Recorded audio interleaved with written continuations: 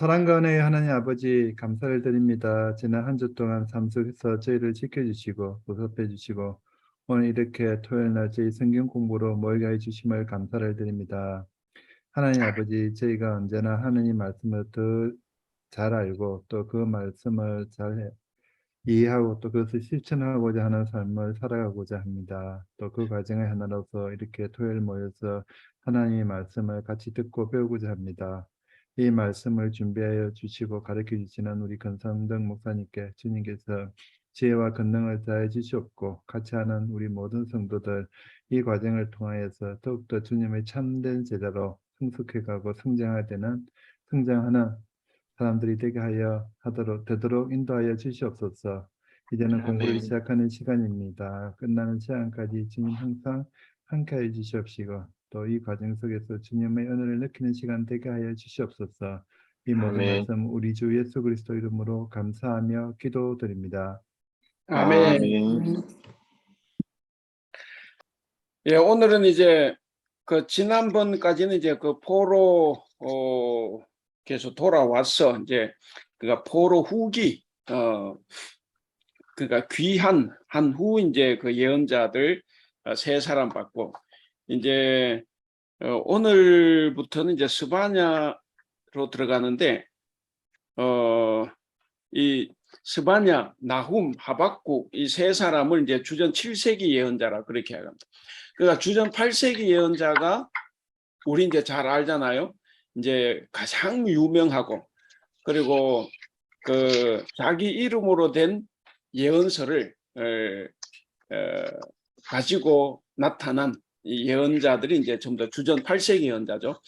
가장 먼저 이제 아모스, 그리고 호세아, 그리고 이사야, 그리고 이 미가. 그래서 미가가 이제 가장 막는데 이제 그 사람들 아모스가 등장함으로써 이제 처음으로 자기 이름으로 된 성경책을, 물론 자기들이 성경책을 남긴 건 아니죠. 이제 후대 바벨론 포로지에 갔을 때 우리가 왜 망했냐, 그걸 이제 뒤돌아보니까 과거에 나라가 이렇게 하면 망한다고 그렇게 말을 했는데도 우리가 안 지켰다. 그래서 망하고 이제 돌아보니까 이 예언자들의 말이 다 옳았던 거예요. 그들이 망한다 그런데 진짜 망해버렸잖아. 그러니까 이제 당 시대에서는 망한다고 하니까 다 싫어해서 말도 듣지도 안 하고 뭐 심지어는 뭐 죽이려고 하고 뭐 이렇게 별짓 다 했잖아요. 가짜 예언자라 그래가지고. 근데 주전 587년 이제 유다가 바벨론한테 딱 망하고 포로지에서 이제 역으로 이제 왜 망했나 하고 돌아보니까 하나님이 힘이 없어서 망한 게 아니라 우리가 죄가 많았구나. 그렇게 많은 선지자들이 나타나서 회개해라고 그렇게 이야기했는데 우리가 회개를 안 했구나. 이제 그게 이제 다 드러난 거죠. 그래서 이제 거기에서 이 사람들이 전했던 말들을 이제 모으기 시작한 거죠. 그 글들을 모으기 시작하고 또 편집하고 그렇게 해서 이제 아모스서가 이제 등장을 하고 이렇게 되는데 어쨌든 그게 이제 주전 8세기, 그러니까 주전 8세기만 해도 망한다고 회개하라 그랬는데, 자, 근데 이제 주전 7세기면 어떻겠습니까? 이미 주전 8세기에도 아모스서를 읽어보면 이미 이건 하나님께서 회개를 촉구하는 게 아니고 아예 멸망을 선언한 거예요. 우리는 보통 이제 예언서, 선지서 이렇게 하면 회개 촉구다 이렇게 생각하지만 회개를 촉구한 것도 있지만 실제로는 회개 촉구가 아니라 이젠 이 백성들이 전해도 안 들어. 그러니까 아예 멸망을 선포해 버리는 거죠. 이제 그런 건데 그러면 이제 주전 8세기가 지나서 7세기 들어오면 어떻겠습니까? 훨씬 더 상황이 악화됐겠죠. 예, 훨씬 더 상황이 악화돼서 그래서 이제 주전 7세기가 끝나면 이제 이제 예레미야 예언자 뭐 이런 사람들이 나오고 그러면 나라가 이제 망하는 거예요. 그러니까 이제 이 주전 7세기 예언자 스바냐, 나훔, 하박국 이 선지자 예언자들이 선포하는 말씀은 굉장히 어둡다 이런 것을 우리가 이제 기본적으로 느껴볼 수가 있습니다. 그 복사물 제 복사물은 132쪽인데 주전 7세기 예언자 그 부분 있죠. 스바냐, 나훔, 하박국. 예. 그래서 오늘은 요 역사 그 성경 그 역사 이야기를 조금 하고 넘어가겠습니다. 왜냐하면 우리가 이제 그것을 알면 이 주전 7세기 이제 예언자들 우리가 좀 더 잘 알 수 있기 때문에 그래서 이제 좀 보려고 합니다. 그래서 여러분들 혹시 성경책이 있는 사람은 열왕기하 18장을 한번 펴 놓으시기를 바랍니다. 열왕기하 18장. 성경이 준비 안 돼서 그냥 들으시면 됩니다. 성경이 있는 분들은 열왕기하 18장을 보시면 펴 놓으시면 되겠습니다. 자, 거기 보면 이제 누가 나옵니까? 예, 히스기야 왕이 나오죠. 히스기야.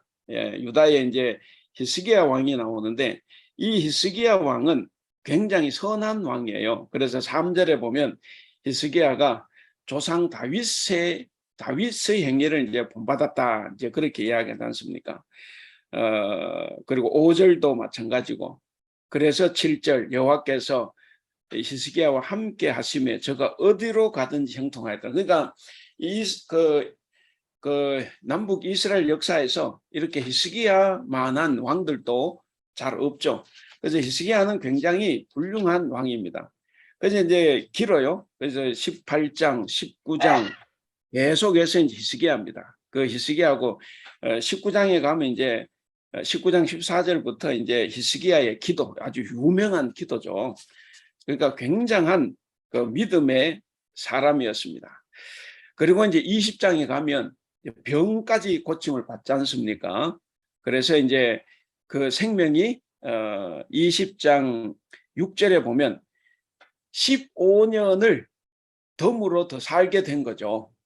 예, 그러니까 이제 도대체 발병이 얼마나 심하길래 그게 목숨까지 위태했는데 어쨌든 그런 와중에 너무 선했기 때문에 하나님께서 15년 생명을 더 연장시켜 줬습니다. 자, 그렇게 하고 이렇게 훌륭한 왕인데 이제 그 20장 12절부터 이제 말년에 이제 죄가 나옵니다. 이제 너무 이렇게 성공하고 잘하다 보니까 교만해진 거죠. 교만해져 가지고 그 12절에 보면 이제 그 어느 나라지? 바벨론. 예, 그 바벨론 왕에게 성전 보물, 왕궁의 보물을 다 보여줬어요. 그래 하면 안 되는데, 그러니까 내 나라가 이렇게 크다 이렇게 보여줬다가 다음에 얘들이 쳐들어와서 그 있는 것 쳐들어와서 다 가져가 버리는 거죠. 요게 이제 죄예요. 그러니까 하나님 앞에 죄는 뭐냐? 자기가 잘해서 나라가 부강해진 게 아니고 지가 정치를 잘한 게 아닌데 마치 자기가 잘해서 그런 것처럼 이제 자랑을 한 거죠. 그러다가 이제 된통 맞은 거예요. 그래서 이게 선하게 계속 지내다가 말년에 이제 악한 왕으로 이제 추락을 하는 이제 그런 걸 봐요. 그러니까 이 히스기야 왕이 어쨌든 굉장히 훌륭한 왕입니다.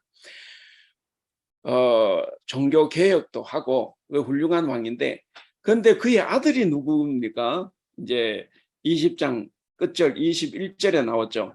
그 아들 므낫세가 왕이 돼요.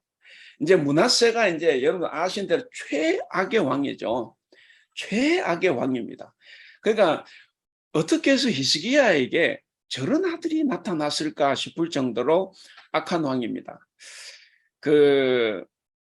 이 므낫세는 55년 동안 통치를 했어요. 그러니까 남북 왕국 통틀어서 가장 오랫동안 통치한 사람이 이 므낫세입니다. 그런데 이 므낫세는 55년 동안 악행만 저질렀어요. 그런데 여러분들 여기서 참고로, 자, 이건 이제 우리가 신명기 역사서라 그러죠. 신명기 역사서는 그냥 듣고 잊어먹으시면 됩니다. 신명기 역사서는 여호수아, 사사기, 사무엘 상하, 열왕기 상하 요 6권을 신명기 역사서라 그래요. 왜 신명기 역사서라 그러냐면 여호수아 바로 앞에 있는 그 신명기서의 사상이 뭡니까? 순종하면 복을 받고 불순종하면 저주 받는다 요거죠. 그러니까 그 역사 관점을 가지고 그 신앙 관점을 가지고 역사를 판단한 거예요. 그래서 그것을 이제 신명기 역사서라 그럽니다. 그래서 신명기적 관점으로 바벨론 포로지에서 신명기적 관점으로 역사를 되돌아보니까 이게 전부 다 죄를 지었던 거죠. 그래서 우리가 이래서 망했구나 이렇게 된 거예요. 그래서 그걸 신명기 역사서. 자, 근데 이제 역대기 역사서가 있어요. 역대기, 에스라, 느헤미야, 이것은 역대기 역사서입니다. 원래 한 권의 책이에요. 역대기 역사서인데 역대기에 가보면 므낫세는 악한 왕이 아니에요. 처음에 악했다가 중간에 회개를 합니다. 그래서 돌아와서 종교 개혁을 일으키는 굉장히 선한 왕이 돼요. 그럼 여러분 어느 것이 사실이고 어느 것이 거짓이에요? 뭐 성경은 그거 제가 전에 지금 무의미하다 그랬죠. 무의미합니다. 이건 이제 역사관이 바뀌었는데 이제 역대기서를 쓴 역대기 사가들은 므낫세가 골치 아팠어요. 므낫세가 악한 왕이었다고 하기에는 55년간 통치를 한 거죠. 가장 길게. 하나님의 말씀이 의인은 장수한다.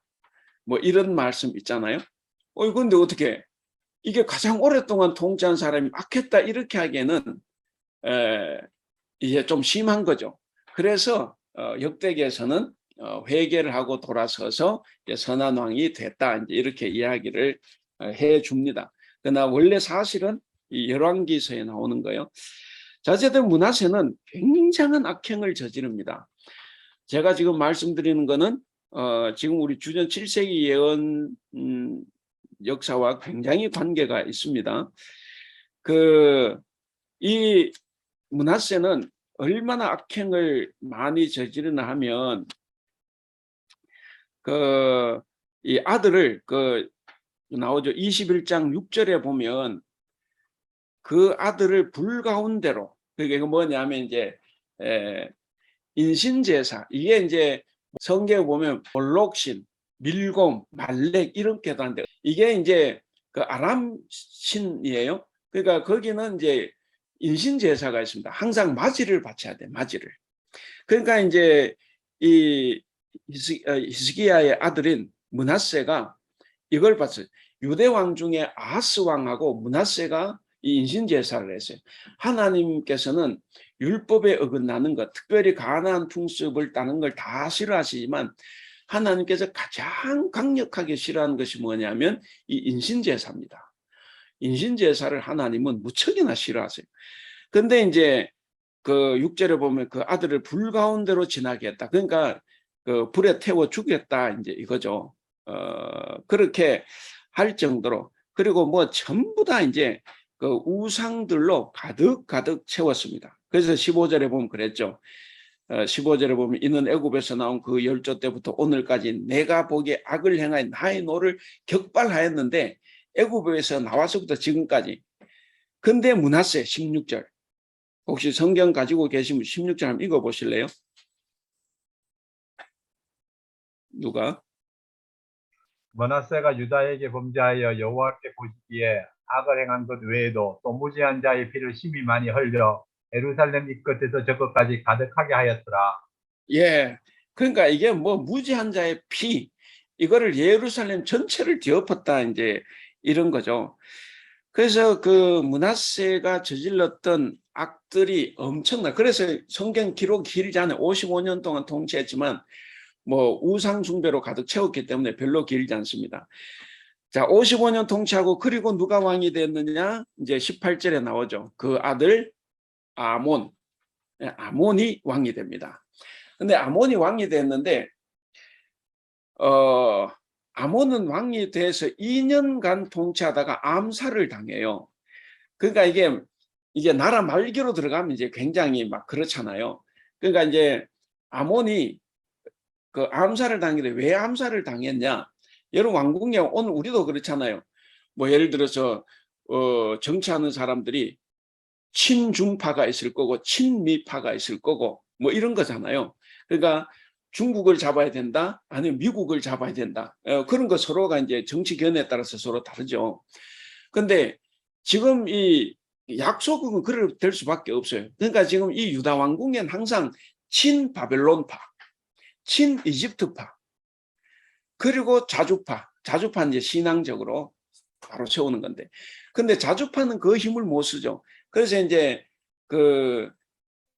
친외세파도 방금 말씀드린 것처럼 이집트를 잡아야 된다. 이집트와 손잡고 예를 들면 바벨론을 대항해야 된다. 혹은 아시리아에 대항해야 된다. 이렇게 이야기하고, 또 아니다. 어차피 이집트는 다 끝났어. 그러니까 우리가 살려면 바벨론을 잡아야 돼. 아시리아를 잡아야 돼. 이렇게 해가지고 이제 분란이 일어나죠.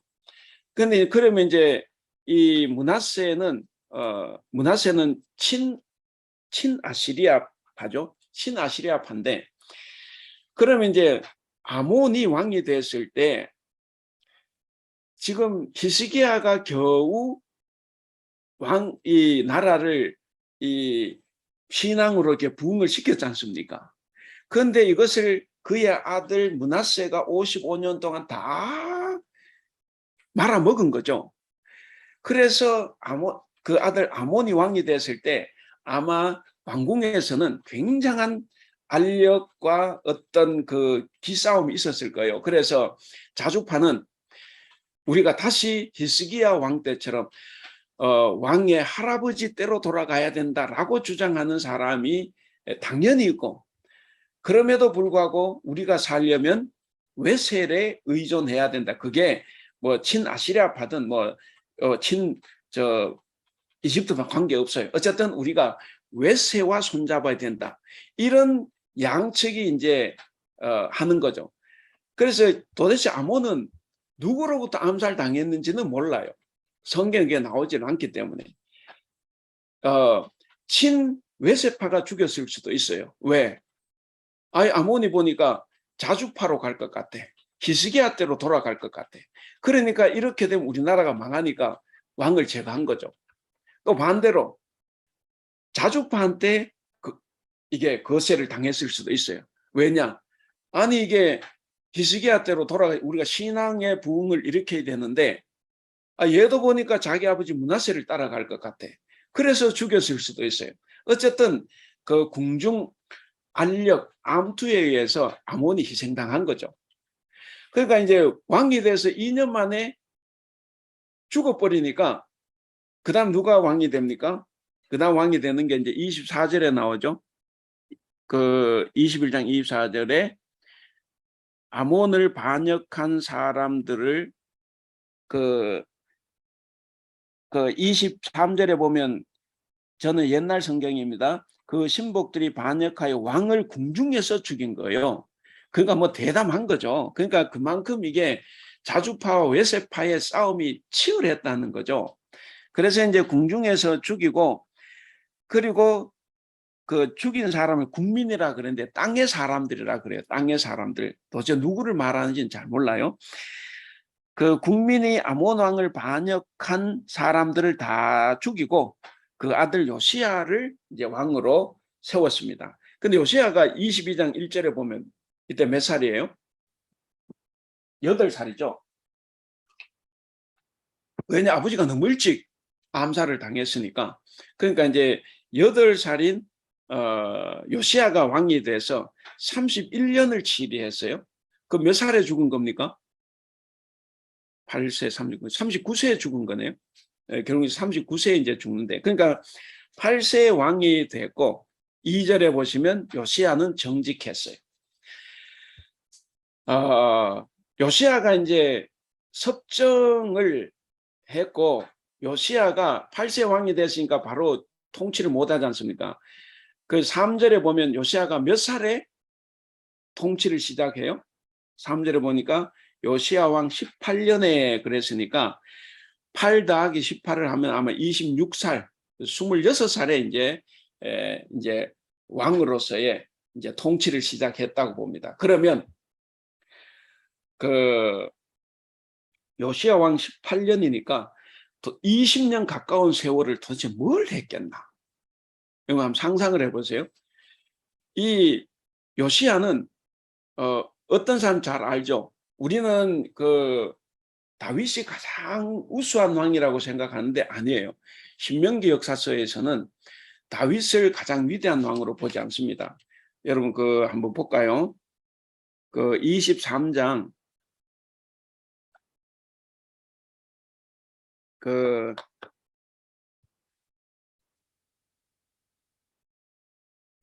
23장 25절 누가 한번 읽어 주실래요? 23장 25절. 요시아와 같이 마음을 다하고 뜻을 다하여 힘을 다하여 모세의 모든 율법을 따라 여호와께로 돌이킨 왕은 요시아 전에도 없었고 후에도 그와 같은 자가 없었더라. 예, 그렇죠. 그러니까 요시야 전에도 요시야 후에도 요시야 같은 왕이 없었던 거예요. 그러니까 신명기 역사에서 실제로 제일 훌륭한 왕은 다윗이 아니에요. 다윗이 아니고 이 요시야 왕입니다. 요시야를 가장 이제 추앙을 하죠. 그런데 하나님께서 이 나라를 망가뜨리겠다고 하는 거죠. 왜 그래요? 방금 읽은 뒷구절에서 나오죠. 25절.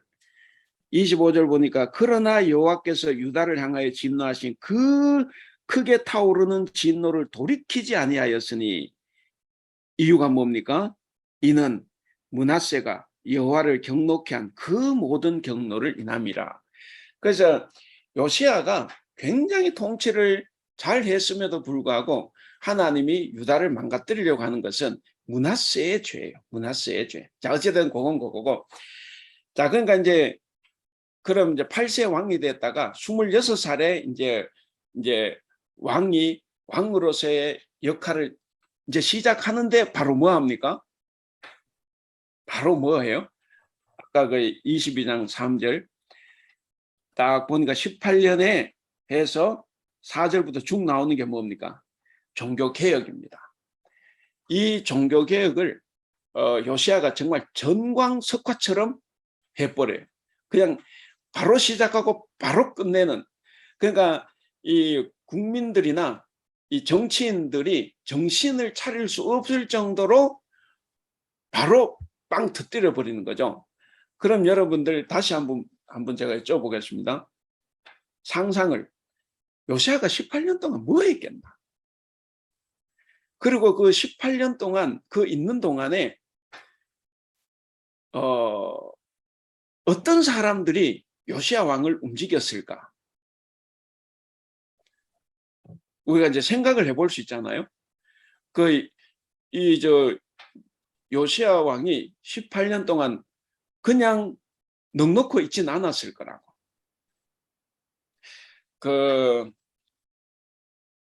여러분 재미없으면 재미없다 그러세요. 그러면은 본론으로 들어가겠습니다. 근데 우리가 이제 요 말년의 역사가 좀 중요해서. 근데 다시 조금 돌아가서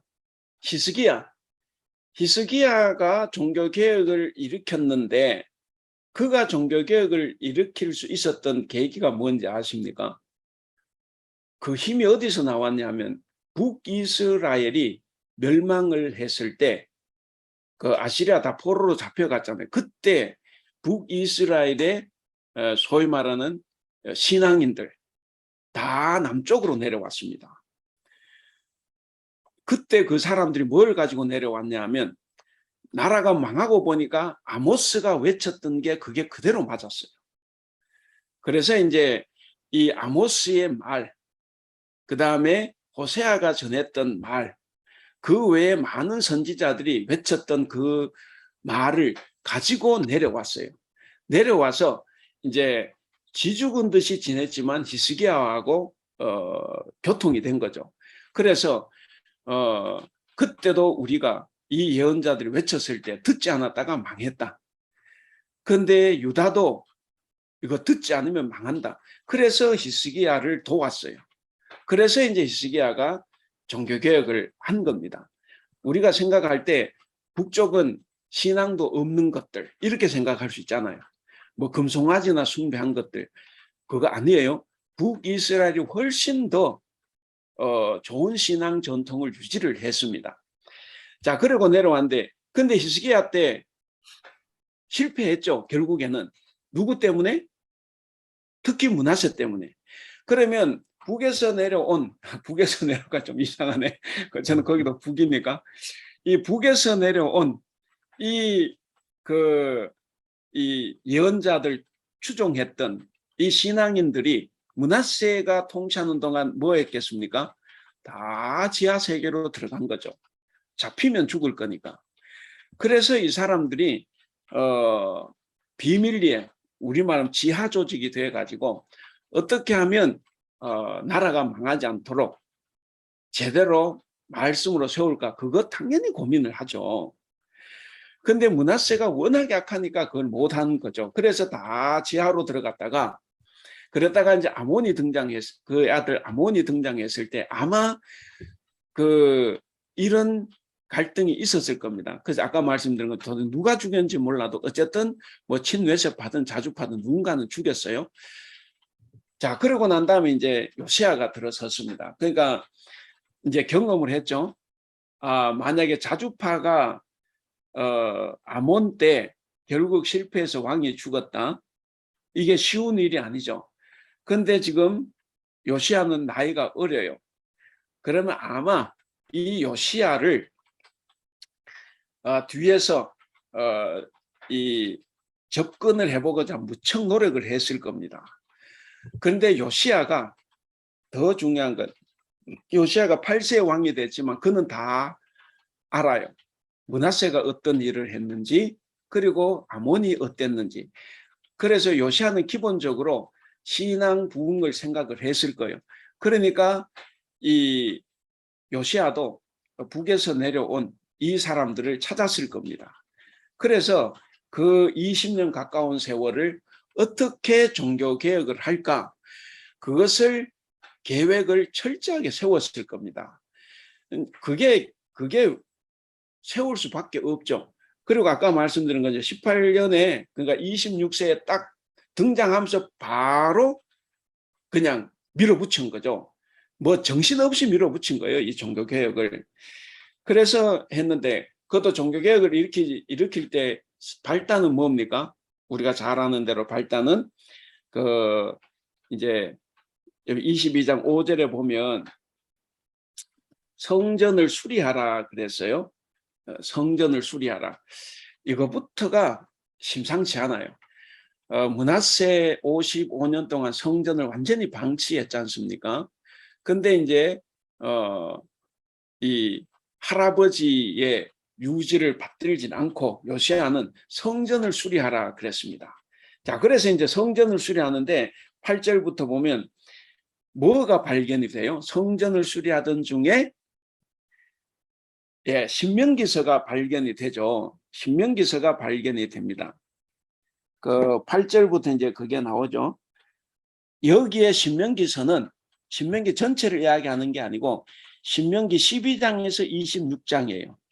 신명기 12장에서 26장까지의 말씀 당시에 그 신명기가 발견이 됐습니다.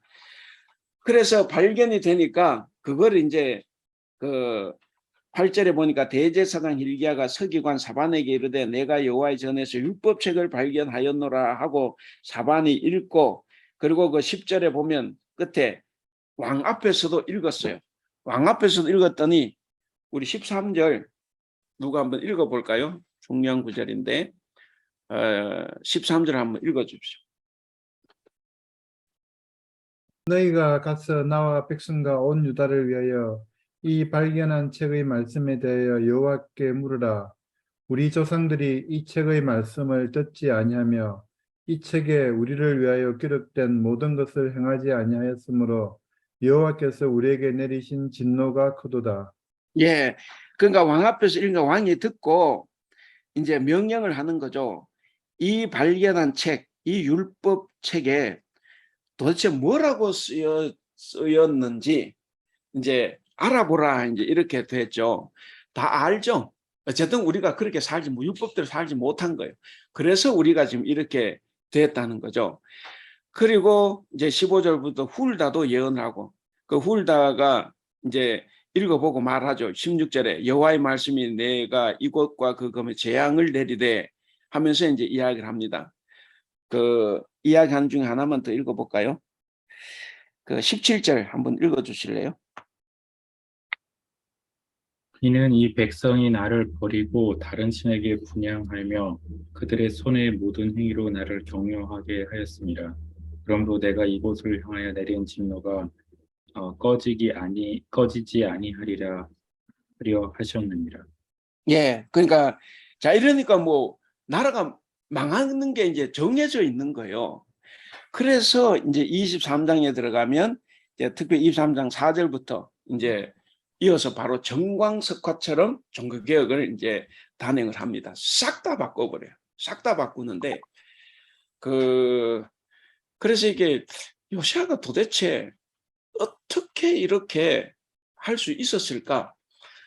뭐 일단 그만큼 당시에 므낫세로 인한 죄악이 너무 컸고 그것을 돌리는 데는 누구하고 의논하고 해서는 되지를 않는 거죠. 뭐 의논하고 요즘 우리말로 여야가 뭐 합의를 하고 이랬다가는 일을 시작도 못해요. 그러니까 뭐 물어볼 것도 없고 그래서 이제 18년 동안 잠잠할 때 그때 사실 계획이 다 끝난 거예요. 그래서 저는 일부 학자들도 그렇게 주장하지만 율법책도 일부러 거기다가 숨겨놓고 의도적으로 숨겨놓고 발견했다고 봐요. 왜냐? 이게 하나의 뭡니까? 뭐라 그래요? 하여간 프로세스예요.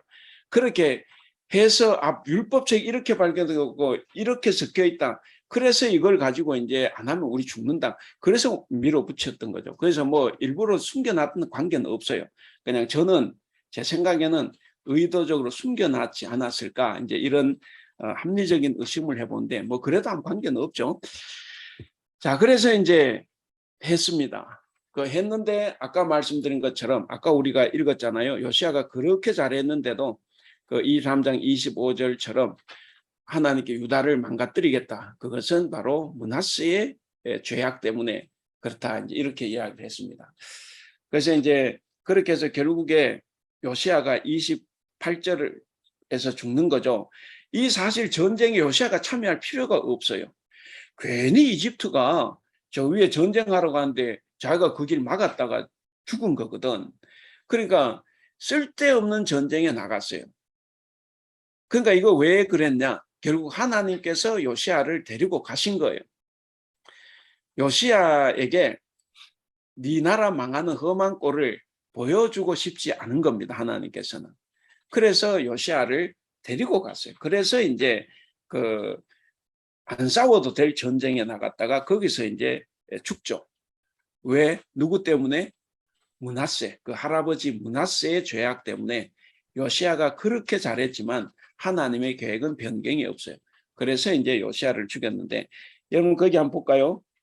죽인 것을 보면 29절에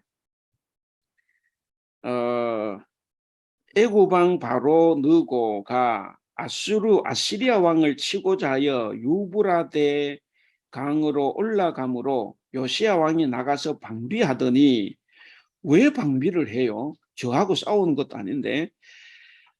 방비하더니 애굽 왕이 요시아를 무깃도에서 만나본 후에 죽인지라 그랬습니다. 그러니까 자꾸 못 가게 하니까.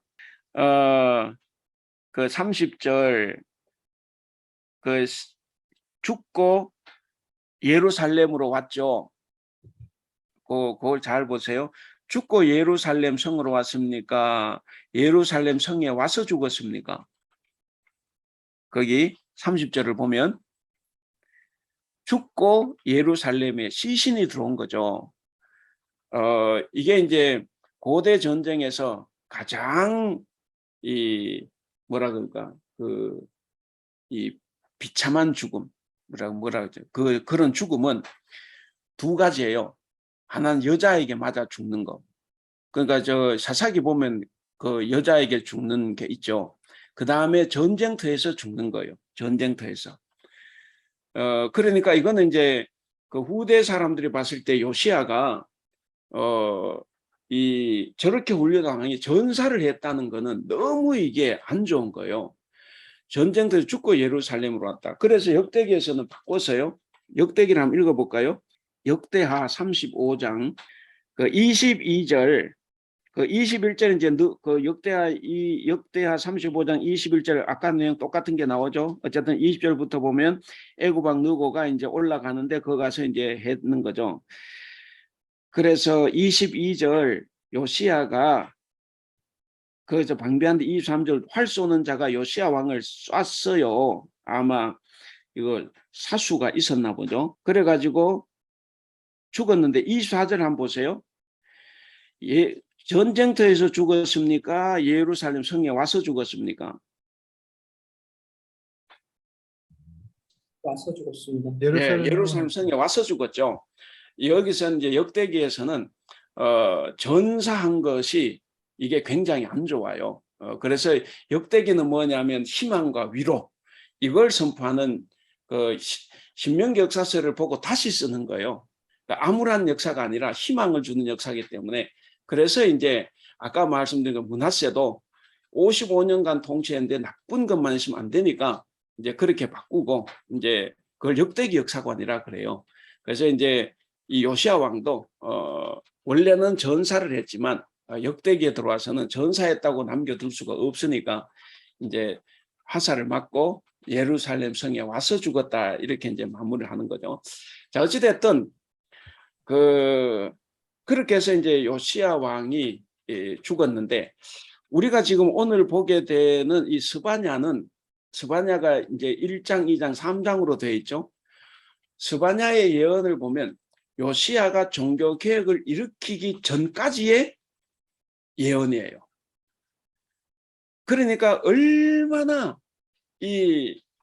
지금 므낫세 55년, 그 다음에 아들 아몬 2년, 그리고 요시야가 왕이 됐지만 왕된 지 그러니까 26세가 되기 전까지는 그대로 므낫세의 어떤 그런 거 내려올 것 아니에요. 그러니까 그 시대 상황이 굉장히 죄악스러운 시대 상황이에요. 그 시대에 지금 이 스바냐, 나훔, 하박국이 예언을 하는 거죠. 그러니까 이 예언 자체가 굉장히 어둡고 신랄하죠. 그렇게 될 수밖에 없어요. 요게 이제 요시야 왕이 종교개혁하기 전까지 이제 활동을 한 것으로 이제 보기 때문에 그래서 거기 보면 이제 뭐 읽어보시면 알지만 2장인가 1장에도 나왔는데 주님의 날이나 여호와의 날 원래 여호와의 날이라는 거는 이제 하나님께서 이스라엘 민족을 살리시고 이제 이 이방 족속을 다 죽이는 거 아니에요. 근데 이 스바냐는 그 여호와의 날이 굉장히 신랄해요. 그날 여호와의 분노의 날이라고 분노의 날. 그래서 그 분노가 유다를 쳐버리는 거예요. 유다와 예루살렘을 치는 거예요. 그러니까 이제 그게 왜 이런 예언이 나오냐. 이게 이제 시대 상황이 그런 거예요. 그러니까 이 시대에 그 주전 7세기나 주전 8세기는 황금시대. 그 황금시대 너무 잘 사니까 이제 죄악이 철철 넘쳐 흘렀다.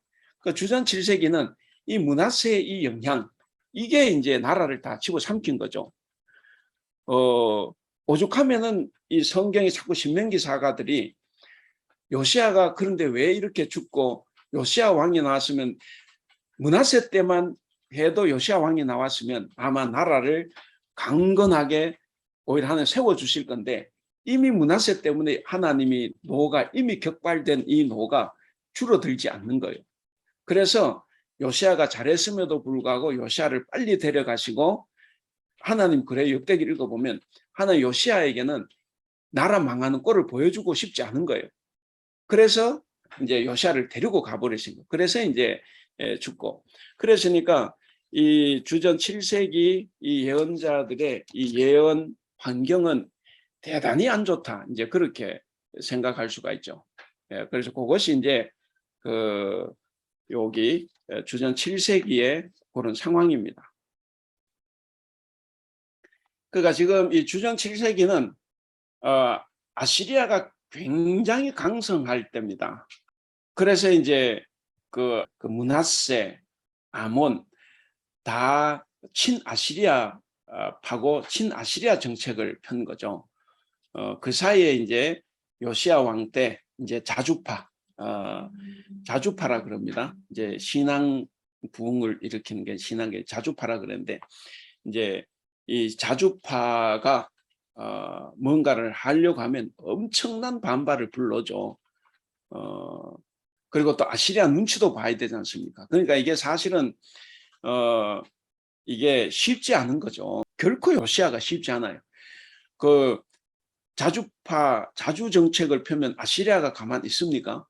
그러니까 그럴 리가 없죠. 그러니까 이제 굉장히 위험한 시기인데 어쨌든 이때는 그 아시리아가 그 고대 근동 지역에서 이제 굉장히 강성했을 때고 그 뭐 역사적으로 보면 아슈르바니팔 이 왕이 있을 때 가장 강력했는데 그때가 지금 이 시대예요.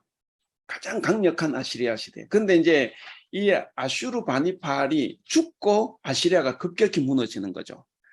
그래서 이제 바벨론에게 이제 당하죠.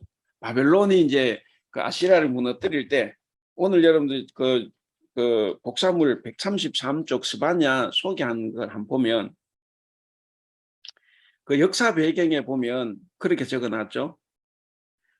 이렇게 서로 치고받는 가운데 일종의 균형을 유지하는 국제 정세의 흐름 속에서 제3의 물결이 또 들이닥친다. 28년 동안 근동의 상당 부분을 지배하게 되는 스키타이족, 성경이 이제 스구디아인이라 그래요. 지난번에 왜 신약 성경에도 차별이 없다 그럴 때 이방인이나 스구디아인이나 차별이 없다 그러지 않습니까? 그러니까 이 스구디아인이 아시리아를 물리칠 때 바벨론하고 힘을 합쳐서 이제 아시리아를 물리치는데 이 사람들이 굉장히 잔인하다는 거죠.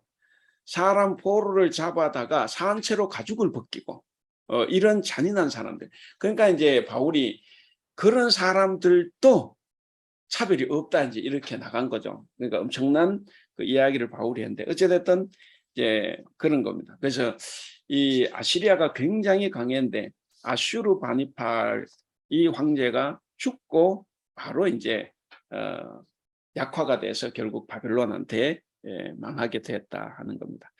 그 134쪽으로 그 다음 장으로 넘어가면 어쨌든 그런 설명을 제가 했습니다. 그 두 번째 단락 보면 이 자명한 왕실 반란, 그러니까 아몬이 이제 암살되는 이 왕실 반란은 유다 백성이 주모자를 처형하고 아몬의 8살짜리 아들 요시야를 이제 보좌에 앉힙니다. 그리고 그 단락 밑에서 세 번째 줄 요시야는 국가 대사의 실질적 책임을 질 나이가 될 때까지 섭정을 받았음이 분명하다. 그의 31년간에 걸친 통치에 대해서 열왕기하는 굉장히 호의적으로 기록을 했다. 그래서 아까 우리 한번 읽어봤지 않습니까? 왕하 23장 25절 요시야와 같이 마음을 다하며 뜻을 다하며 힘을 다하며 모세의 모든 율법을 따라 여호와께로 돌이킨 왕은 요시야 전에도 없었고 후에도 그와 같은 자가 없었더라 그랬습니다.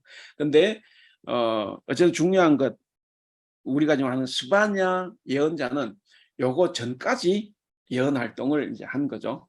종교개혁하기 전까지 이제 그렇게 됐습니다. 그래서 저장 목적 뭐 당연히 우리가 알겠죠. 그 저장 목적 그런 상태에서 이제 할 수밖에 없었다. 그래서 135쪽에 가보시면 자 135쪽 이처럼 타락한 유다에게 주님의 날 무서운 재앙의 날이 다가왔음을 선포한다. 여러분 성경을 잠시 한번 볼까요? 그 스바냐 1장 15절에 보시면 그 그 1장 14절에 여호와의 날이 가깝도다. 가깝고도 심히 빠르도다. 여호와의 날의 소리로다. 용사가 거기서 심히 애곡하는도다. 15절 그 날은 분노의 날이요 환난과 고통의 날이요 황무와 자 그런 날이라고 이야기를 합니다. 그리고 이제 2장 3절에도 이제 그렇게 나옵니다. 그러니까 이 날이 원래는 유다를 구원하는 이 날이 유다를 망가뜨리는 날이 된 거죠. 그 하나님의 분노의 날이다. 이제 무서운 재앙이 빠르게 지금 다가오고 있다. 그렇게 이야기를 합니다. 그래서 거기 계속 135쪽 둘째 줄 보시면 하나님은 유다 왕국이든 주변 국가든 거만을 떨며 흥청거린 자는 모두 쓸어버리겠지만 하나님의 법대로 살면서 겸손하게 사는 사람은 화를 면하리라. 그리고 2장 3절 보면 그래요. 2장 3절을 보시면 여호와의 규례를 지키는 세상의 모든 겸손한 자들아 너희는 여호와를 찾으며 공의와 겸손을 구하라. 너희가 혹시 여호와의 분노의 날에 숨김을 얻으리라. 그랬습니다. 그러니까 그때도 남는 사람은 있다 하는 것을 보여줍니다. 근데 그 사람이 누구냐면 자 억압을 받으면서도 줄쳐놓은 부분 하나님께 믿음과 희망을 둔 가난한 사람들이에요. 누가 3장 12절 한번 읽어보실래요? 3장 12절 내가 권고하고 가난한 백성을 내 가운데 남겨두리니 그들이 여호와의 이름을 의탁하여 보호를 받을지라. 예, 내가 권고하고 가난한 백성을 남겨두는데 그들이 이제 하나님을 의지한다 그랬죠. 그래서 억압을 받으면서도 하나님께 믿음과 희망을 둔 가난한 사람들은 하나님께서 이제 멸하지 않고 보호해 주신다 하는 그 희망을 줬습니다. 그래서 하나님께서 진정으로 원하시는 이들이 누구인지 깊이 깨닫게 된다. 우리가 이제 그 성경을 보면 뭐 이런 걸 우리가 이게 이제 신약 성경에도 이제 심령이 가난한 자 이렇게 나오고 하니까 이제 우리가 이게 부담이 되니까 뭐 진짜로 경제력으로 가난한 게 아니라 신앙적으로 마음이 가난한 사람 이렇게 하는데 그건 절대로 아니에요. 경제적으로 가난한 사람들을 이야기합니다. 그러면 이제 경제적으로 가난한 사람들은 어디에서든 살아남는데 물론 하나님 믿는 경우죠. 근데 권력이나 힘이 있는 사람들보다는 더 잘 믿는 거죠. 자, 근데 이제 믿는데 그러면 이제 가진 사람들은 어떻게 해야 가느냐? 가난한 사람을 도와주며 살아야 된다는 거죠. 그래서 이게 가난한 자를 도우라고 이제 하는 거죠. 그래서 우리가 이제 여기서도 하나님께서 진정으로 원하시는 이들이 누군지 우리가 성경을 통해서 이제 볼 수가 있습니다. 자, 그리고 기록 시기 아까 다 이야기했습니다. 예, 그래요. 그래서 이제 그래도 보면 1장, 2장은 요시야 개혁 이전의 타락상을 반영하고 있다. 그렇죠? 요시야 개혁 이전의 타락상을 반영하고 있고 그러므로 연대는 주전 622년 하여간 연대는 좀 골치 모르겠어요. 저는 골치 아픈데 어쨌든 요시야가 이제 639년에서 609년까지 통치를 했는데 그 어느 시점까지 아까 18년 동안 제위하고 26세까지는 아무것도 안 하고 있었잖아요. 그러니까 아마 그 어느 시점까지 이 스바냐가 활동했다 그런 이야기입니다. 이 부분의 기록은 므낫세와 아몬의 영향이 아직 예루살렘을 주도하고 있었던 주전 640년 요시야가 왕이 된 직후의 것으로 보인다. 3장의 메시지는 아마도 주전 612년에서 609년 즈음에 그러니까 3장은 요시야가 종교 개혁을 시작하고 난 다음에 이제 예언을 했다 이제 이렇게 보는 겁니다. 그래서 이제 거기에서는 분위기가 좀 바뀌어 그래서 미래에 대한 약속 그래서 남은 자가 있다는 걸 이야기하죠. 1장, 2장은 완전히 심판인데 3장은 그렇게 가난한 자, 곤고한 자 하나님께서 남겨두신다 그런 이제 희망이 이제 거기에 있다. 그래서 그것은 종교 개혁을 하고 난 다음의 상황을 반영하고 있다 이렇게 이제 봅니다.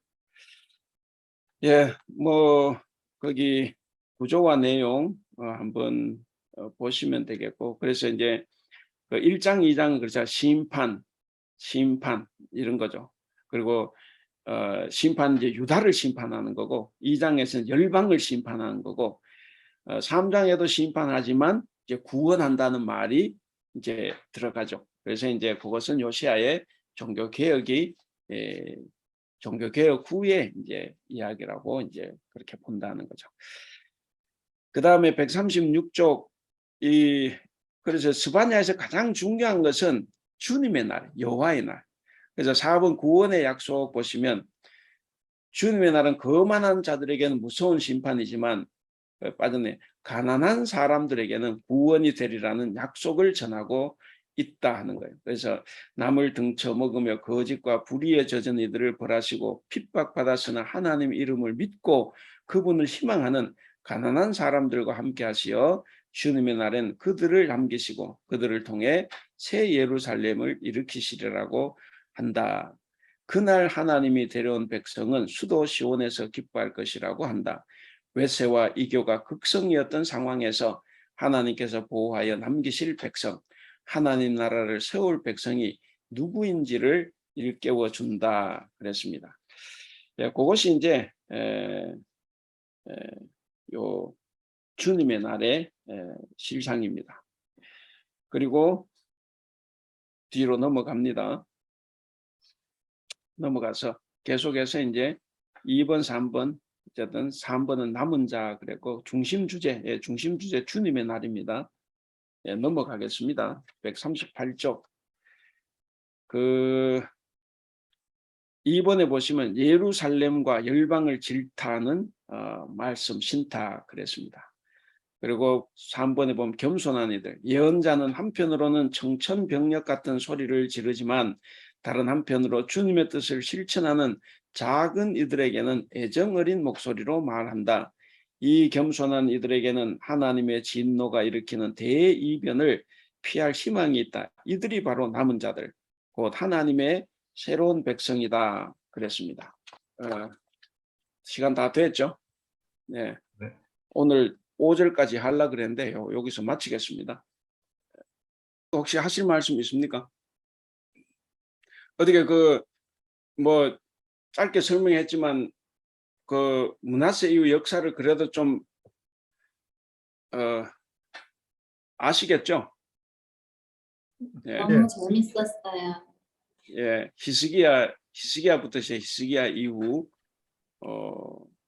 실제로 요시야가 죽고 나면 여호야김 왕, 여호야긴, 그 다음에 시드기야 3명의 왕인데 이건 완전히 이제 그냥 저 바벨론이 왕 세워놓고 그 다음에는 또 저 이집트가 왕을 세웠더니 바벨론에 와서 그놈 패하고 또 바벨론 왕 세우고 막 뒤죽박죽이죠. 나라가 완전히 이제 무너지는 거예요. 요시야가 딱 죽고 난 다음에 나라는 완전히 이제 곤두박질을 이제 치는 거죠. 그래서 바로 이제 망했습니다. 그래서 굉장히 급박한 시대. 그래서 이제 조금 지나면 이제 망할 때는 이제 누가 나왔습니까? 이제 예언자 중에 이제 예레미야가 이제 나오잖아요. 그러니까 요 다음이 이제 예레미야가 이제 나오죠. 그래서 멸망을 지켜보는 예언자가 이제 예레미야지 않습니까? 그래서 다들 이제 가슴 아픈 상황을 이제 말기에 다 경험했죠. 이 예언자들은.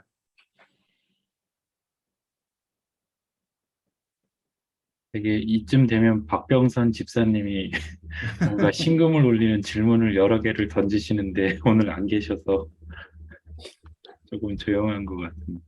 저는 그 내용하고는 좀 다르게 조금 궁금한 게 하나 있는데요. 이게 이제 보면은 주전 6세기, 뭐 주전 8세기, 7세기 막 이렇게 나오는데, 그럼 이때 이 예언자들은 무슨 언어로 이 내용을 기록을 한 건지 좀 궁금해지더라고요. 워낙 옛날이다 보니까. 한글은 아닙니다. 이때는 다윗 솔로몬 시대를 지난 시대니까 이제 히브리어가 있고, 그리고 이제 예언자들은 자기가 글을 쓰진 않았죠. 예언자들은 예를 들면 예수님도 자기가 글을 쓰진 않았잖아요.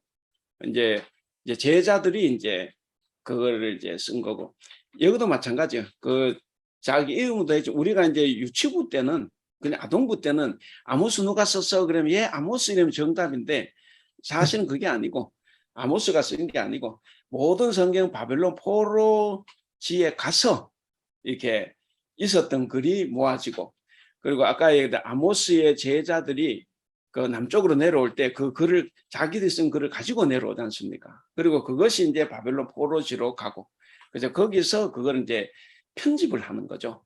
편집을 하는데 뭐 언어로 쓰여졌다고 하면 이제 그건 이제 유대 그 히브리어가 그때는 있었으니까 히브리어로 쓰여졌죠.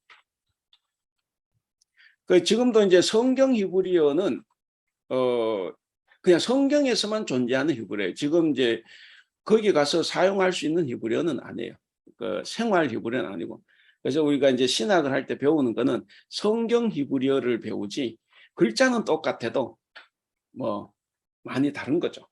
그래서 성경 히브리어를 이제 우리는 공부를 하고. 모처럼 이렇게 싱가포르에서 들어오셨는데 우리 저 박주원 집사님 없어도 돼요. 이야기는 제가 너무 재밌게 잘 들었는데 질문은 또 엉뚱하게 예, 생각이 들어가지고 그 하나님이 바라보실 때 이렇게 죄가 많았었잖아요. 그 시대가. 예, 그래서 요시아가 세워졌잖아요. 예, 왕으로 하나님의 계획으로 세우셨을 텐데 왜 그의 어떤 노력에도 불구하고 그냥 그 멸망을 결심하셨을까? 예, 그러면 그게 왜 그렇다면 현재 내 삶에서도 그러니까 현대도 그렇잖아요. 물질 만능이고 사람들이 많이 또 부패하기도 하고 뭐 이렇게 살고 있는데 그러니까 우리가 열심히 살아도 하나님이 계획하시면 또 그냥 어느 날 죽는 게 낫겠다 이렇게 생각하시면 어떡하나 이런 생각이 드네요. 그러니까 의문이죠. 그 혹시 여러분들 가운데 나눌 말씀 있습니까? 이게 확실한 거는 이제 므낫세를 거치면서 므낫세 55년 동안에 굉장히 우상 숭배, 그러니까 죄가 두 가지인데 종교적인 죄는 우상 숭배고 사회적인 죄는 가난한 자를 억압하는 거예요. 이제 말을 할 때 그러니까 그 종교적인 죄와 사회적인 죄가 일반화된 거죠. 그것을 통제할 수 있는 어떤 장치가 없어요. 그래서 우리가 지금 우리 시대 같으면 모르겠어요. 지금 이 시대를 하나님께서 멸망시킬 만한 그런 시대는 아니라고 본다고 하면 이제 하나님께서 그렇게 생각하실 때는 굉장한 죄가 우리가 상상하지 못할 죄가 있었다는 것. 그래서 이제 성경에 나온 것이 이제 그 인신제사마저도 서슴지 않고 행하는 이제 그런 것. 그래서 그 죄가 많았기 때문에 그렇게 하나님께서 멸망식을 결심하시는 거죠. 그리고 또 중요한 것, 이 예언서는 특히 문서 예언서, 책 이름을 가지고 있는 이 예언서는 예언자가 조용할 때는 안 나와요. 잘 살 때는 예언자가 없어도 돼. 그냥 지금도 목사들만 있어도 돼요. 근데 목사들도 그러니까 목사라 그래 뭐냐면 당시에는 제사장이 이건 제도권 안에 있는 거예요. 제도권 안에. 이 예언자는 뭐냐면 제야 인사입니다. 제야 인사. 어디 소속이 안 돼 있는 사람이에요. 그 우리가 옛날에 독재 정권 시절에도 제야 인사들이 뭔가를 하죠. 왜냐 소속이 안 돼 있으니까. 마찬가지예요. 그러니까 이게 이제 여기도 제도권 안에 있는 것이 이제 제사장. 그다음에 뭐 사사도 마찬가지고 제도권 안인데, 그러니까 제도권 안마저 다 타락을 하면 그게 가장 타락한 거예요. 그래서 그때 이제 하나님께서 직접 세우시는 제야 인사가 나타나는 거죠. 그러니까 거칠 게 없는 거예요. 자기 목숨에 대한 어떤 두려움만 배제시키면 뭐 거칠 게 없는 거죠. 그래서 이제 죽을 각오를 하고 이제 외치는 거죠. 그런데 이제 제도권 안에 제사장은 절대로 그렇게 못합니다. 제사장은 목회자이기 때문에 목회자는 죄를 지을 가능성이 많아요. 왜?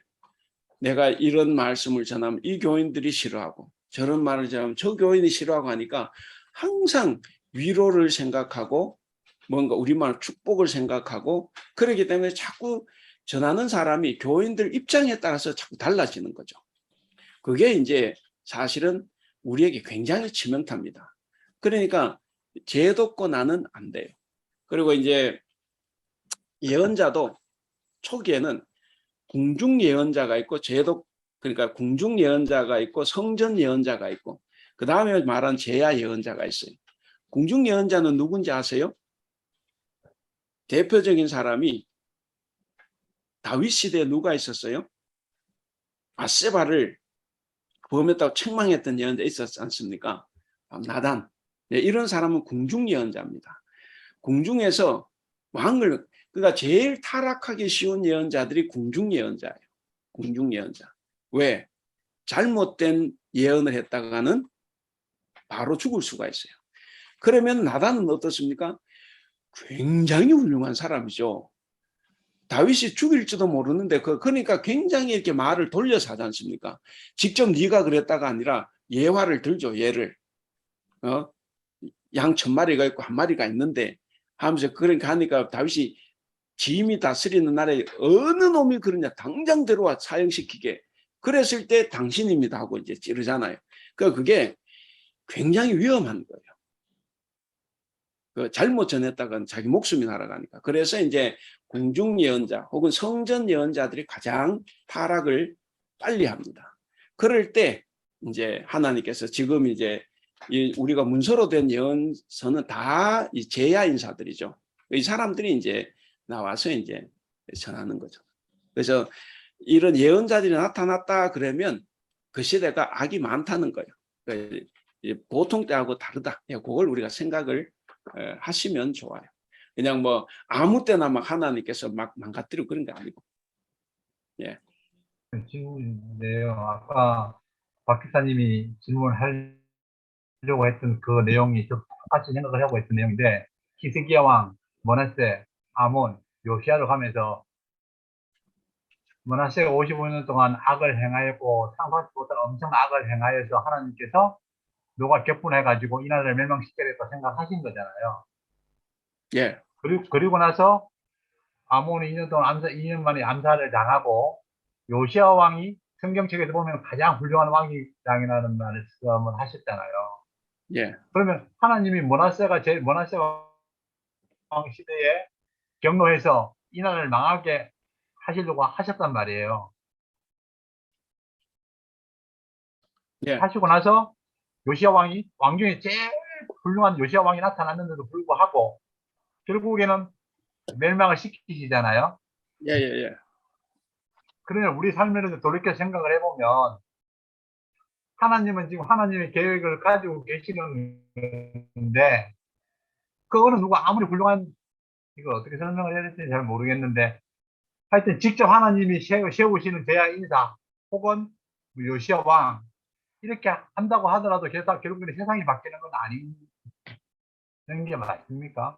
아니면은 세상을 바꾸기 위해서 하나님이 그 직접 제야 인사를 세우시든지 요시야 왕 같은 사람을 만드시는 건지, 그게 조금 저는 이해를 하려고 하다가, 이제 하나님의 뜻이 무엇인가, 하나님께서 죄를 지어 멸망시켜야 되는 걸 이해는 되는데 그렇게 하셨단 말이에요. 그러면 그때 아몬 요시야 왕까지 갈 필요 없이 그냥 멸망을 시키시든지 이렇게 하면 되는데, 그 훌륭한 요시야 왕이라는 사람이 나타났단 말이에요.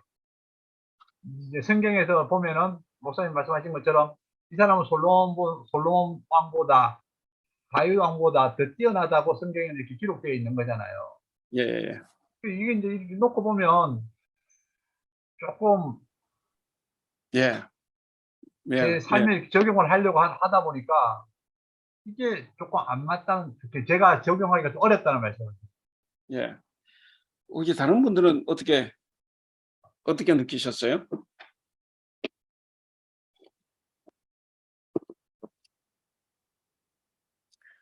예. 이게 이제 그 다른 분들이 이제 말씀이 없으시니까 그 그러니까 내가 하나님이에요. 자, 하나님께서 네가 그렇게 선해도 내가 망하게 하겠다 하고 하는 거는 므낫세 때 이야기한 건 아니고 요시아를 데려가실 때 이제 이야기를 하신 거죠. 이제 그런 이야기를 하셨는데 어쨌든 이야기는 그런 겁니다. 왕은 이 세습이 되는 거기 때문에 그냥 가는 거예요.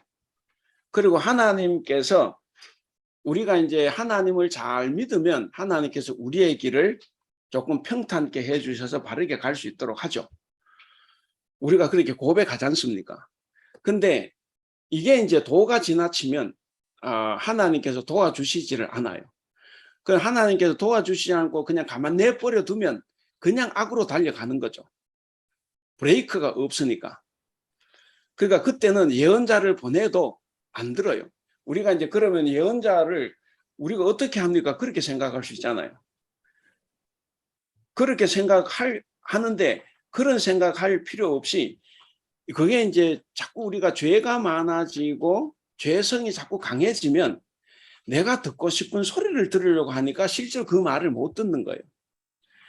우리 옆에 오늘날 같은 우리 옆에 성경이 있고 그리고 우리가 지금 성경 공부도 하고 또 설교도 듣고 또 뭐 요즘 인터넷 뭐 그걸로 또 뭐 다른 것도 듣고 한데 충분히 우리에게 귀를 잘 열면 들려져요.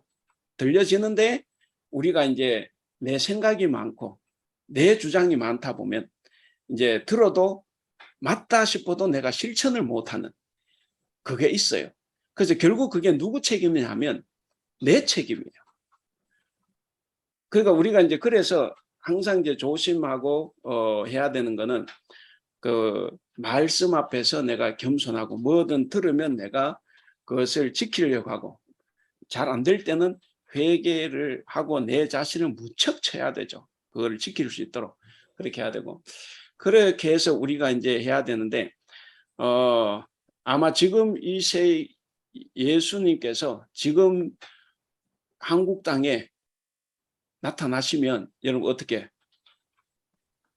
모든 교회가 예수님 알아볼 것 같습니까? 그거요. 그 예수 초림에서 상황 똑같이 벌어집니다. 그래서 그게 심각한 거예요. 그래서 자꾸 이야기를 하는 거잖아요. 예수님도 자꾸 이야기를 하셨고 그리고 이 또 말씀으로 이제 전해지고 근데 그 왜 그러냐면 유대인들이 죽일 때 하나님의 아들이라는 거를 알기 때문에 어떤 사람 더 빨리 죽이는 거예요. 왜? 살아있는 내가 기득권을 빼앗길까 봐. 그래서 더 빨리 죽이는 거예요. 그러니까 우리가 이제 말씀 앞에서 우리가 내 자신을 돌아보고 회개하고 하지 않으면 결코 예수님이 지금 이 땅에 오셔도 아마 예수님 우리 교회 한번 목회하셔도 우리 교회는 예를 들어서 하는 거 한국에 예를 들어서 저 명성교회 같은데 예수님께 부임하려고 하면 아들 김하나 목사 받는다고 저 예수 쫓아낼 거예요. 그러니까 그런 것을 우리가 늘 생각해야 되고 그래서 그렇게 생각해 보면 적용한다는 것은 뭐 이것 때문에 적용 못할 건 없고 그 내용 자체가 아까 말씀드린 그 시대는 굉장히 죄악이 많았던 시대고 이게 왕은 세습이 돼서 내려가고 있기 때문에 요시야 왕이 이제 나오죠. 그리고 하나님께서 망가뜨린다고 해서 의도 끝내는 게 아니고 하나님이 간섭을 안 하죠. 우리가 기도할 때 그렇게 기도하잖아요. 하나님 내 삶에 간섭해 주십시오. 그래서 내가 열심히 믿고 살아가면 하나님께서 내 삶을 간섭해서 도와주시지만 근데 죄가만 한 내버려 두는 거예요. 그러면 이제 죄가 점점 심해지죠. 그 저절로 망하게 돼 있어요. 그러니까 여기서 우리가 적용을 한다고 하면 내가 말씀을 들었을 때 저 상황까지 가지 않도록 늘 말씀에 민감하고 들었을 때 조금이라도 잘못됐다 싶으면 회개하고 돌아설 수 있는 이제 그런 우리가 되도록 해야 되는 거죠. 예.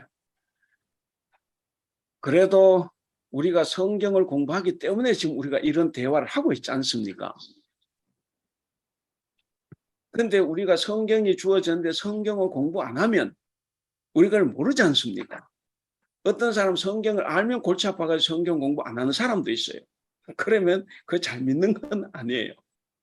그래서 이게 머리가 아파도 공부를 하는 것이 좋습니다. 대답이 뭐 잘 됐다고는 생각하지 않아요. 정태상 집사님. 예. 그 정태상 집사님의 질문을 정리 요약을 해보면 요시야의 할아버지 므낫세의 죄악으로 인해서 어떻게 됐건 결국에는 망하는 길로 가게 됐다는 것을 말씀해 주신 거잖아요. 예. 요시야가 아무리 어떻게 하나님이 보시기에 가장 훌륭한 왕으로 남았었을지라도 그렇기 때문에 그 결과에 대해서 질문을 하신 것 같아요.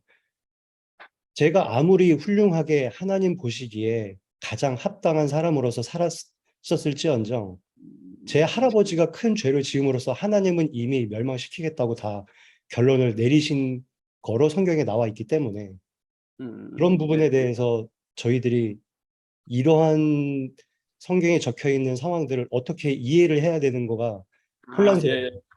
그럼 결과론적으로 결과만 믿고 따라가야 되는 건가?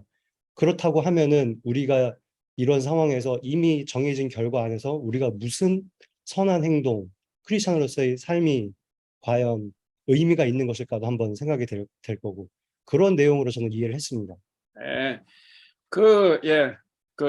이제 두 분이 연합을 해서 이렇게 말씀을 해주시니까 저도 이해가 잘 됐습니다. 그래도 염려할 것도 없죠. 염려할 것은 없어요. 왜냐하면 하나님은 믿는 사람은 남겨두십니다. 예를 들어 할아버지가 그랬다고 할아버지는 그것 때문에 예를 들면 내 할아버지가 그것 때문에 망했어요. 근데 나는 잘 믿으면 나는 하나님 남겨두시는 거예요.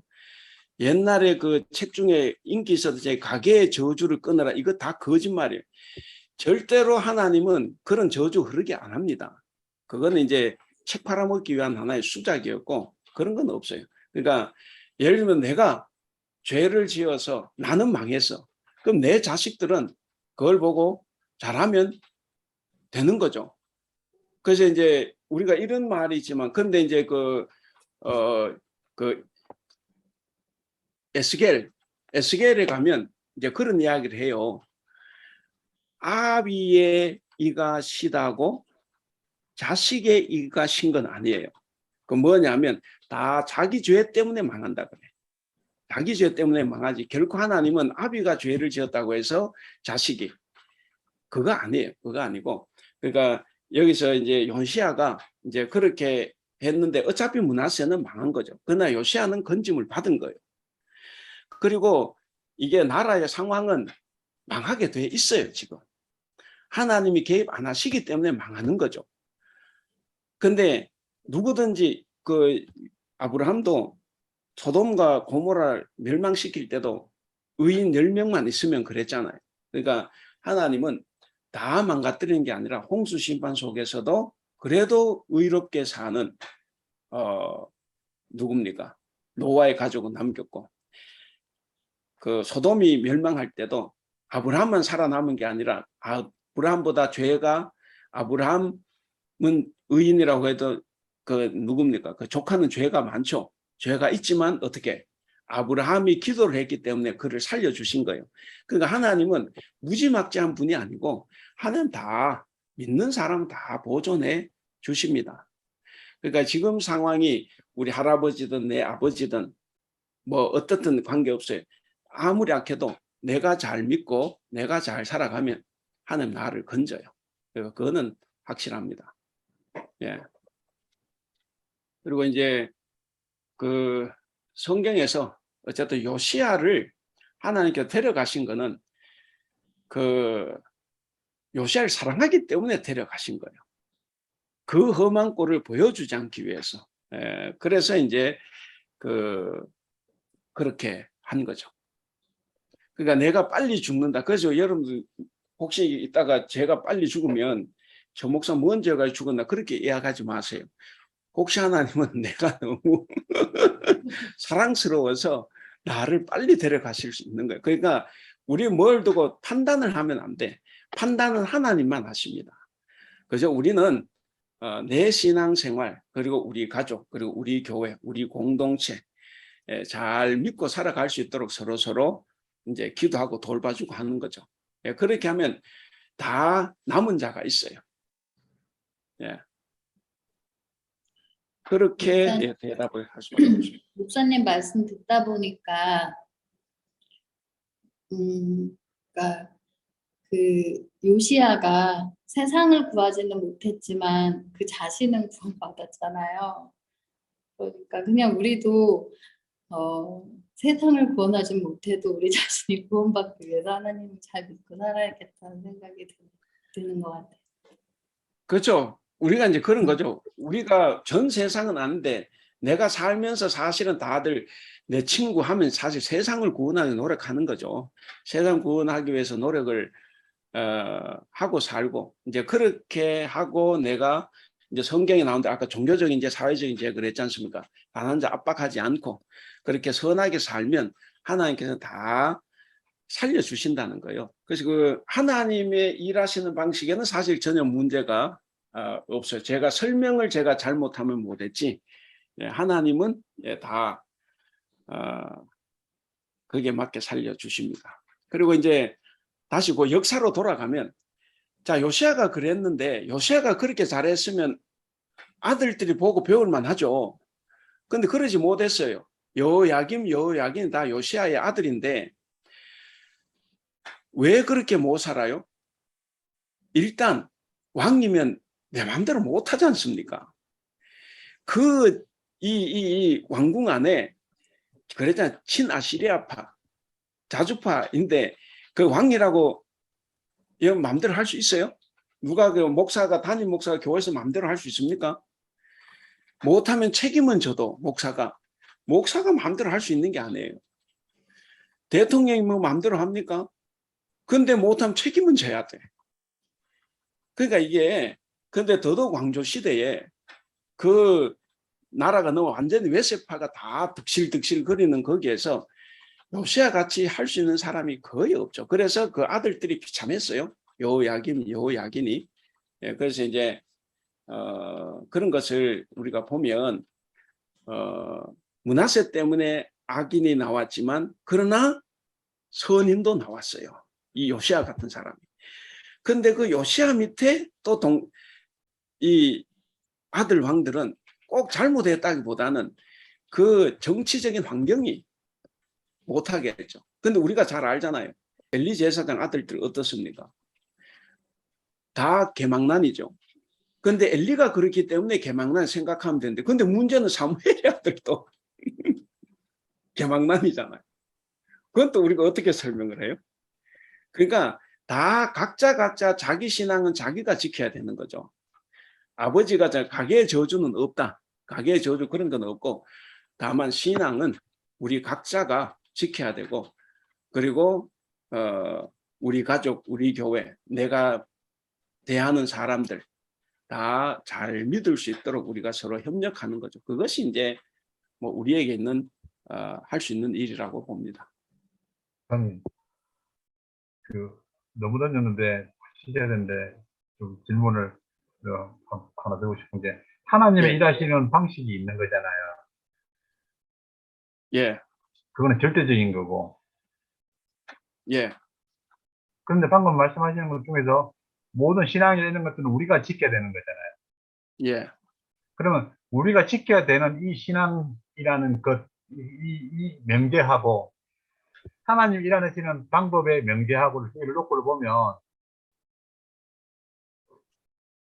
예, 뭔가 좀 안 맞는 게 아닌데, 어쨌든, 그러니까 하나님 일하시는 방식이 그게 절대적인 거 따라가야 되는 거고 이렇게 해야 되는 건데 그러한 것들 상황 속에서도 우리의 신앙은 우리가 지켜야 된다는 거거든요. 그렇죠. 어떻게 그거를 푸냐? 예. 다른 분들 뭐 하실 말씀 있어요? 예, 없으면 또 제가. 그러니까 그 우리가 할 일이 있고 하나님이 하실 일이 있어요. 그래서 우리에게 자유의지를 주셨다는 게 창세기 태초 인간에게 주어진 거지 않습니까? 하나님은 결코 혼자 일하지 않아요. 사람을 쓰십니다. 그래서 바울 같은 사람을 쓰시기 위해서 이제 그 하시는 거고. 그러니까 하나님은 당신이 하시는 일을 하는데 그건 뭐 우리를 구원하시고 우리로 뭔가 갖추게 하는 건데. 근데 중요한 거는 우리가 해야 될 일이 또 따로 있다는 거죠. 만약 그렇지 않으면 모든 것은 하나님의 책임이 되죠. 하나님은 이미 우리를 만들고 난 다음에 자유의지를 주셔가지고 이제 하나님 그 책임을 우리에게 묻는 게 이미 태초부터 그렇게 시작이 된 거예요. 그래서 만약 그때 그게 아니면 선악과를 만들어 둘 필요도 없고 하나님께서 인간을 꼭두각시로 만들어 놓으면 돼. 근데 하나님이 그렇게 하면 인간 만들어 놓을 의미가 없잖아요. 꼭두각시로 만들어 놓을 것 같으면. 예, 그러니까 하나님이 하실 일은 우리를 만드셨고 우리를 사랑하신 거예요. 그리고 우리가 구원 얻을 수 있는 길을 열어놓으셨고 우리가 죄를 지었을 때는 회개할 수 있는 길을 열어놨어요. 그게 하나님이 하실 일이고 우리는 뭐냐? 그렇게 하신 하나님에 대해서 우리도 우리 할 일을 해야 되는데 내가 하나님의 계명을 잘 듣고 그것을 따라가야 되는 거죠. 그래서 이제 율법이 주어져 있고 오늘 성경 말씀이 주어져 있는 거예요. 그래서 우리는 우리가 할 일을 또 잘 해야 됩니다. 그랬을 때 하나님이 가장 행복해 하실 부분이죠. 네. 그래서 중요한 거는 하나님이 하실 일과 우리가 할 일이 따로 다 있다 하는 거예요. 예. 그렇습니다. 근데 살다 보면 또 이게 다 이해는 되는데 또 하다 보면 또 이게 또 아리까리 할 때도 또 나와요. 또 나오는데 어쨌든 예. 그 우리가 할 일이 있기 때문에 우리에게 그 율법이 성경 말씀이 주어져 있지 않습니까? 예, 그런 거. 예. 예, 뭐 이렇게 우리 시간이 갔음에도 불구하고 우리 정태상 지금 목숨 걸고 질문을 하셨는데 이제 더 이상 질문하면 진짜 목숨이 날아갈지 모르니까 네, 오늘은 이 정도로 해야 될 것 같습니다. 어쨌든 오늘 저는 대화가 즐거웠습니다. 앞으로도 이렇게 이런 대화가 30분 동안에 이렇게 있으면 좋겠다 생각을 해봅니다. 그리고 이제 이런 적용이나 이런 거는 사실 목사가 다 잘 아는 게 아니고 우리 여기 앉아 계시는 분들 다 연륜이 있기 때문에 거기에 대해서 다 답이 있으리라 생각합니다. 그래서 그때 또 같이 또 대화를 좀 나누고 하면 좋겠습니다. 그럼 마치겠습니다. 예, 기도하고 마치겠습니다. 기도하겠습니다. 사랑과 은혜가 충만하신 우리 하나님 아버지 은혜를 감사합니다. 오늘 또 이렇게 귀한 시간 허락하여 주셔서 늦은 시간까지 주님께서 주신 말씀을 우리가 함께 생각해 보았습니다. 하나님, 우리가 주님께서 구원하여 주신 것을 늘 감사하며 또 주님께서 우리에게 살라고 하시는 대로 살기 위해서 많이 노력하고 있지만 그러나 늘 부족하고 연약한 것뿐입니다. 그래서 주님 앞에 머리를 숙이면 항상 죄송한 것밖에 없습니다. 그럼에도 불구하고 우리를 사랑하시고 끊임없이 우리에게 기회를 주시는 하나님 아버지께 우리가 더 실망시키지 않도록 우리가 더 열심히 노력하며 더 열심히 주님을 쫓아 살아갈 수 있도록 도와주시옵소서. 오늘 함께 해주신 것을 감사하며 우리 주님 예수님의 이름으로 기도하옵나이다. 아멘. 감사합니다. 수고 많으셨습니다. 감사합니다. 감사합니다. 예.